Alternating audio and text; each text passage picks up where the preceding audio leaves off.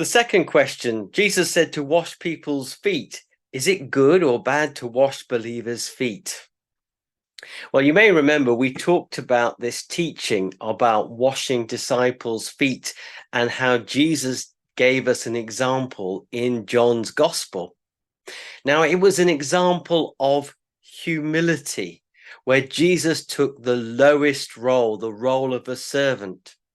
The context was that the disciples had been arguing not about who could be the humblest, but who was the greatest.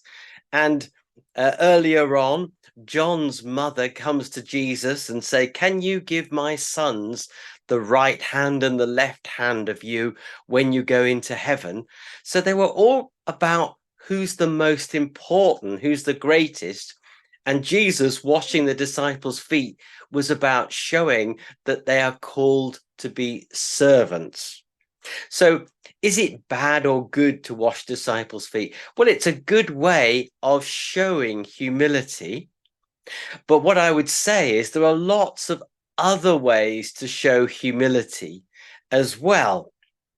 So, for example, being available when people need you, even when you're tired and you really would rather kind of rest.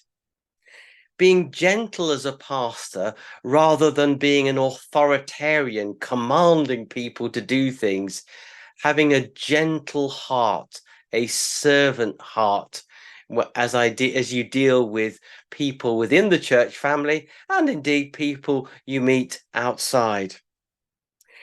Treating everyone as equals, not treating people as lesser people because maybe they're poor or they're ill. Everyone should be treated with respect. That's the servant heart of Jesus. In in England, we have trains that take us round, and you can buy a first class ticket or a second class ticket.